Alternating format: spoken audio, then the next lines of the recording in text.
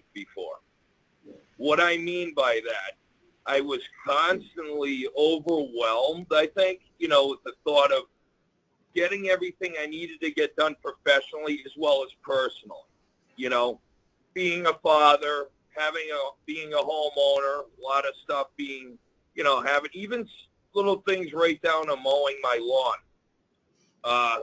Little things, guys, dry cleaning. And I remember my conversations with Giggs and Ackerman a while back, and we were talking, that was a big topic, time management, And a lot of times I was in my head, okay, I got to do this, I got to code that person, I got to make sure I get my sets in, And if you go over and over, that can, in itself, you think could be overwhelming. Man, I got to make sure I'm booked up. I got to make sure my people are booked up. What I have found, and recently, and should have implemented this earlier, but by writing everything down, and I mean everything, right down to, okay, wake up, I do my recruiting, 8 to 11, my interviews, right down to where I have to deliver my, drop off my dry cleaning. Everything is written out, everything. Who do I need to sit with? Who do I need, who needs help? Whether it's on the phones, whatever, I already know. I'm already telling it. By writing everything down, I found myself less emotionally, because what it was, being overwhelmed, it's an emotional thing. And what it did was, it wasn't allowing me to execute at a higher level because I had everything on my mind. By writing everything down, I didn't have to think about it anymore. I realized, one, there is plenty of time in the day to get everything you need to get done. And by knowing that, and it sounds stupid, doesn't sound like a lot, it's as simple as that. And when I wrote everything down, I was not overwhelmed. I didn't have to think about, but it also allowed me to execute at such a high level because I was organized, prepared, not in my head. We don't think, right? We execute. You know what you have to do because if you're prepared, you don't have to think about that anymore. You can just do, execute. And that's definitely transferred onto agents that are with me. You never panic. If you're prepared and you know everything you have to do, no matter what it is, you'll never have that feeling of panic, that overwhelming feeling. Because what we do is very important, guys, obviously. When we're sitting in homes, you have one little thing, and I don't care if it's personal, anything on your mind. You're not going to be any good to the client, and in turn, you're not going to be any good to your family. Because at the end of the day, we're there to protect them. If I have things going on in my mind, we'll screw it up. I don't care how good you are. You'll screw it up, and in turn, you hurt your family because that's how we feed our family. So protecting family so we can protect ours. Clear your head. Be organized. Me, by writing everything down, I'm a very visual person. I'm also very, almost ADHD-like. I'm very active. I run around. Yeah. But I'm also very OCD. I'm very methodical in the things I do. But by writing everything down, it allows me to do what I love to do and what I feel I do very good. Awesome. And then let me turn it around. Let me kick it up to Maine, just because they probably never see you except maybe once a quarter or something. But Maine, yeah.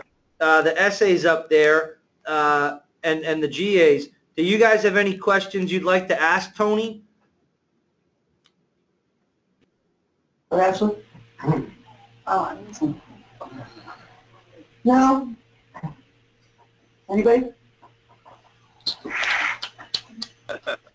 I answered everything. Well, I'm good. Tony. Yes, Cam, what's happening, buddy? Everything. How are you doing? Awesome. When you're writing it down, are you doing it day by day, or do you plan everything for the week on Sunday? That is a very good question. I actually do it on Sunday. And again, this stems from my calls with gigs in Ackerman. That was a big thing. You know, what's going on, Tony? You know, I was trying to think of good questions. What are my issues? This and that. And to me, it was very, very simple. I was organized chaos. I knew what I had to do. You know, I mean, I knew what I had to do, but it was Doing it. too much up there. You know what I mean? And it sounds so, and I felt silly after the phone call because it's, well, what are you doing? That's the first question he asked me. So, okay, Tony, great. You know what to do. How are you implementing? Are you game planning? And if so, are you doing it day by day? The same question you're asking me, Ken. And I was doing it day by day, but I was not writing everything down. Even the personal stuff. I mean, little things, spending, like, you know, we say spending time with our families. You know, yeah, I might not be around a whole heck of a lot, but when I'm around, I'm around. It's quality time, and it's due to me being organized. Now I do all my game planning on Sunday. Now, do things change here and there? Absolutely, but now that I already game plan, I can easily switch things on the fly as opposed to not being prepared, doing it day by day, and then, right, one thing, just like in a home, guys, right? We could do presentations and role play all we want, but it's not until we get that in the home and when it's live, things aren't going to go as planned. It's how we handle them, but if you're prepared, when things get thrown your way, you're ready for them. And I guess that's what I'm trying to say. By game planning on my Sunday, I'm ready for whatever's thrown at me during the week. Cool. Love it. So to answer your question, that long-winded message, man, yes, Sundays I game plan. Awesome. Thanks, Tony. Yeah, no problem, buddy. Do you have like a format you use at all? I Burlington. write everything down. I'm old school. Burlington. Any questions for our man Tony?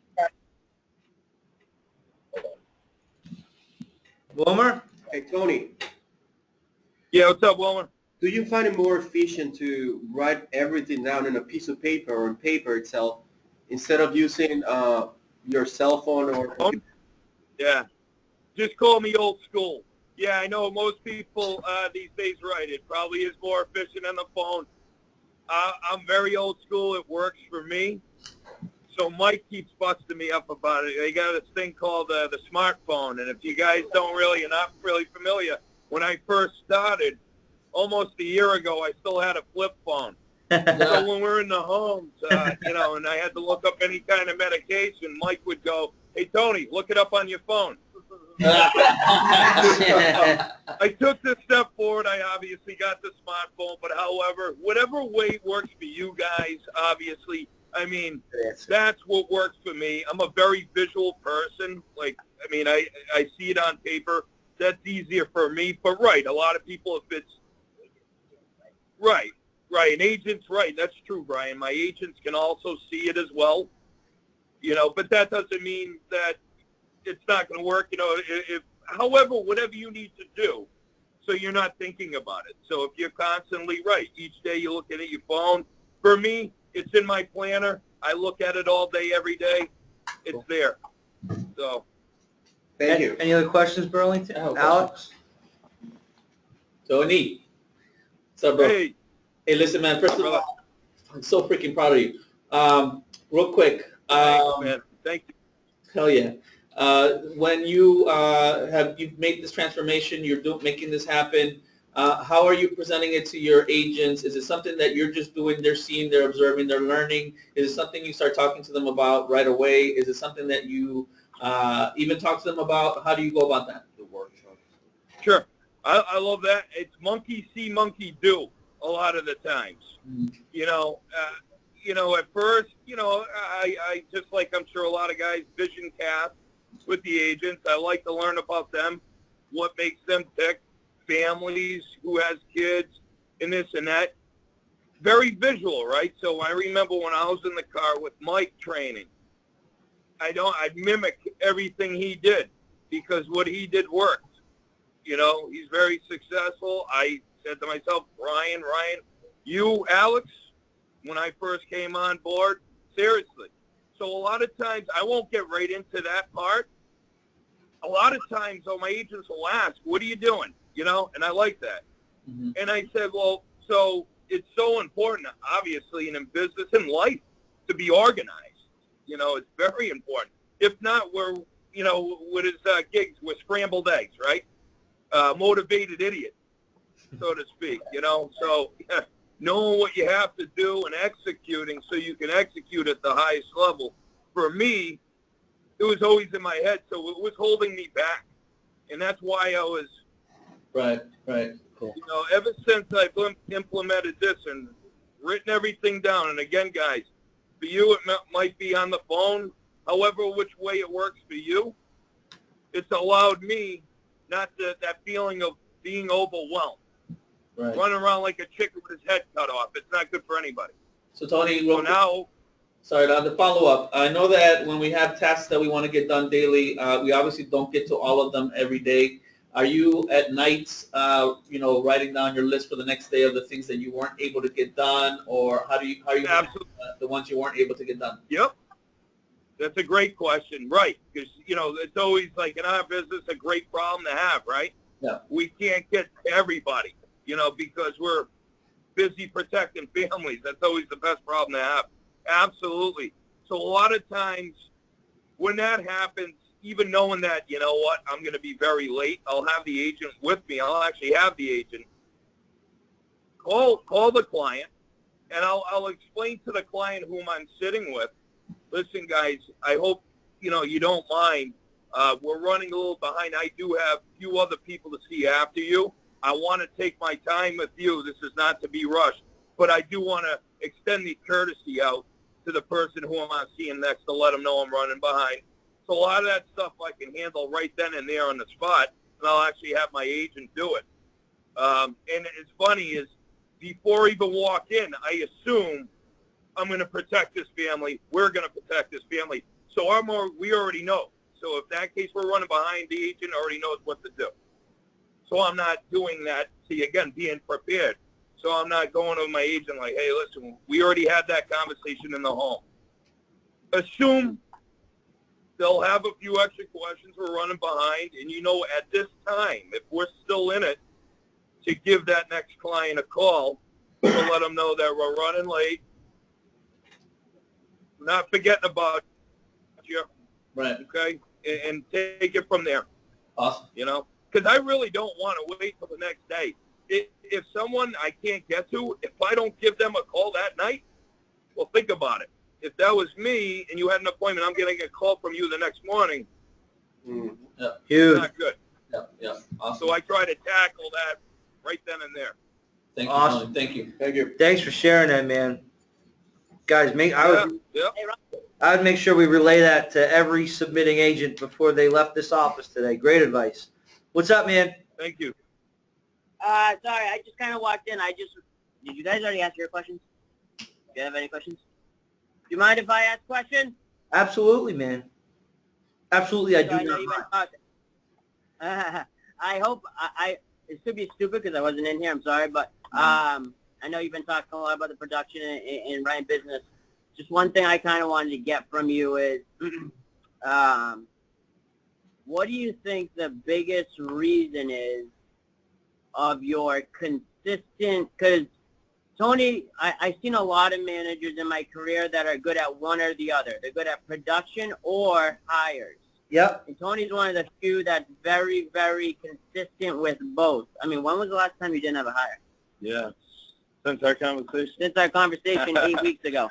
So, Yeah, I think he's I at just like kinda 14 over the last 4 weeks or something from what I saw. so I just wanted to get some feedback on what you think, because that was something you struggled with in the beginning. So what do you think the switch was and why? Because you're doing it yourself. It's not like it's recruiters. It's not like it's your team. It's not. So what do you think the difference is and why your hiring numbers are going up so much, as well as your amount of new people that you have coming on board? Sure. That's a good question, Brian. And again, it'll go back to what I started off being prepared and organized. Again, instead of worrying about what I'm going to do after I'm done recruiting, focus on recruiting.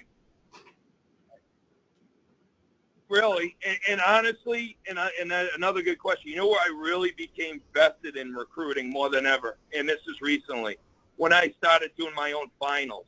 The whole process, right from recruiting them, getting them in, doing the first interview, having them come in for the final, and actually doing their finals, is more of an attachment to that person there. I can hire who I want to hire, not out of weakness. And I'm building influence from that person right then and there, because I'm the one that's actually sitting with them. And after now having gone through the whole process, instead of just, okay, great, talk to them on the phone, or my recruiter will have them come in. I might not even sit with them at a first interview. Certainly wasn't doing any finals. There was really no communication. And to me, it was like, we all know it takes a lot from the time that you sit with them. By the time they get in your car, that's a very long process. Out of sight, out of mind. But yeah, for me, it was just seeing the whole process all the way through, from start to finish, and being involved. Really, guys, has made the switch to making it exciting, actually. Cool. Tony, I'm sorry, I got one more for you, bro. Can you talk about discipline and doing the things, the moments where you got caught up and not wanting to do something, because it happens to all of us? What pushes you through? What makes you do it? Yeah, it's a great question. And, I got to go back to Laura, guys, right? If we were motivated to do anything, would we be doing any of this? No. Motivation. Your wife, to me, it's easy, guys. I got 2 beautiful little girls and a wife who depend on me. It makes it very easy to do what I do. I also love to do what I do, because I realize, guys, we actually are in a position where we can change. We do change lives. We do. So what we do is very meaningful and impactful. But you're absolutely right, Alex. On a Sunday, when I'm hanging around with my daughters and my kids, you think I want to get in the shower? It's tough. If we're all being real, get in the shower and go out and not sit down and have dinner with my family? No, I do it because that's what I got to do. As simple as that. So for me, it's easy. It's easy for me. So I think it's very important to have a why. Have it so strong. If you feel burnt out, it's because you got to reassess what your why is. I never had to do that, because there's nothing in this world that's ever going to tell me anything's more important than my 2 little girls and my wife. So for me, it's easy. Not everybody, though, but I do have it. But anybody that may feel that way, just go back to the drawing board and remember what it was why did you start? What was that why? And tap back into it. Love it, bro. Thank you. Awesome. Got it, brother. Awesome. Yeah. Well, I'll tell you what, it's 1:55, and I think that's an awesome note to end on, Tone, hearing that from you. Now, what I also want to say is you have some victories under your belt. You got some good things trending. So I want to, and I know Bri is and Mike is, look in that spotlight, look at these world leaders. The second any one of us gets complacent is the second we start dying. But I know that's not you. So let's. No, it's all for nothing, Ryan. Thing is anybody can have a great week, great month. Means nothing if it's not consistent. Beautiful. Beautiful. I want to be on that stage, man. Awesome. I love it. How old is your daughters? 6 and 4. 6 and 4. It's so cool because in another, potentially less, but again, if we just call it 9 years, when Tony's daughters are, what is that going to be? Not to scare Tone, but right around college time, right? Perfect timing. 16 years old and 13 years old. Well. The life that not only he'll be able to provide for his family, but the life that he's going to be able to spend at the prime of his life and the prime of their lives and the memories you'll be able to make because of what you're doing now, man. It's awesome. It's exciting. I love it. You've inspired me for sure. I hope some of you on the call are inspired. Let's get out of here. Let's go lead our people. Again, welcome, Ashley, Smashley up in Maine. Welcome to the leadership team. Ashley's going to sign her contract today, and we'll announce it on Monday. Welcome again, Tina, and Edwin and Jay Higgins. This is their first round of the call. We have some awesome stuff coming up, guys, the back half of June and then the back 6 months of this year. And I know we're gonna play the way we're capable of and wreck shit, absolutely just wreck shit. And even though we were 15% down coming into June, I know for a fact we're going to be in double digits by the time January 1 hits with the leadership team. And it's going to rise and fall with everybody on this phone call, guys. So let's slay the day, go crush it, lead like winners, like champions. All right, fire your people up, okay? An inspired person will do 10 times more than somebody who's feeling shitty. So if you have somebody who's not getting good results or they're coming in and their results aren't there, let's not make them feel any worse about it. Let's figure out solutions. Let's get them excited and inspired to go out and have an amazing, amazing weekend. And let's rock it out, guys. And let's get it. Thanks, Tony. Thanks, Tony. Tony. Hell yeah, Tony. Yeah. Head, heart, and balls. Let's get it. Ovaries in some cases. Come on.